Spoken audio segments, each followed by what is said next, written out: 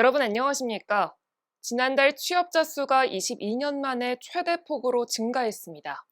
고용호조가 이어지면서 1년 전보다 84만여 명이 늘어난 것으로 나타났는데요. 연령별로 보면 60세 이상 고령층 일자리가 47만 2천 명 증가해 전체 일자리 가운데 절반이 넘는 비중을 차지했습니다. 7월 13일 수요일 투데이샷 주요 뉴스입니다. 첫 소식입니다. 김동연 경기도지사가 31개 시군과 취임 후 첫 연계회의를 열고 코로나19 재유행에 대비한 적극적인 대처와 연대를 당부했습니다. 김 지사는 팬데믹과 경제위기가 합쳐지면서 정말 힘들고 쉽게 끝나지 않을 어려움이 올 것이라며 그것이 지난 인수위 때 민생대책을 빨리 만들자는 이유였다고 설명했습니다.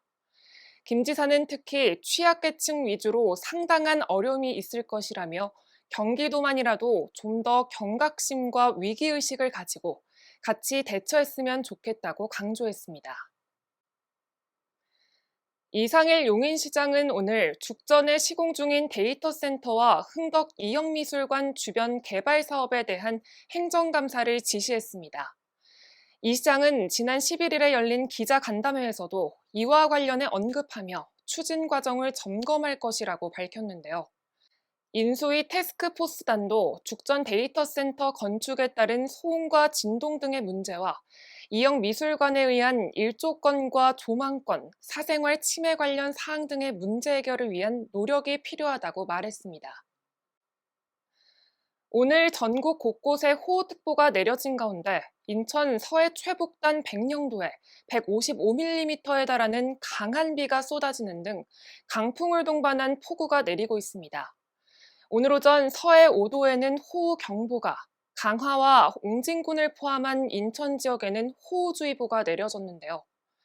인천시는 호우특보에 따라 비상근무 체제 1단계를 유지하고 있으며 부평구 굴포천 지역은 피해 예방 차원에서 오늘 오전 9시부터 출입이 통제된 상태입니다. 기상청 관계자는 범람 위험이 있는 하천 주변 이용을 자제해달라고 당부했습니다. 여성 청소년에게 소액을 빌려주며 최고 연 29,200%에 달하는 이자율을 적용하는 등의 행위를 저지른 불법 대부업자 6명이 적발됐습니다. 이들은 여성 청소년과 영세 자영업자 등 취약계층에게 고금리 이자로 돈을 빌려주고 갚지 못하면 부동산을 강취하는 등의 불법 행위를 일삼아온 것으로 드러났는데요. 이들의 대출 규모는 무려 21억 원에 달하고 피해자는 644명에 이릅니다. 경기도 특사경은 이들 6명을 형사 입건했으며 수사가 마무리되는 대로 검찰에 송치할 계획이라고 밝혔습니다.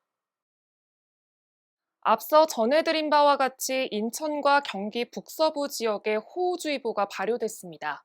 중부지방을 중심으로 강한 바람을 동반한 세찬비가 쏟아졌는데요. 당분간 시설물 관리와 해안가 안전사고에 각별히 유의하셔야겠습니다. 이번 장맛비가 그친 뒤에는 다시 한여름 더위가 찾아올 것으로 예상됩니다. 뉴스를 마칩니다. 시청해주신 여러분 고맙습니다.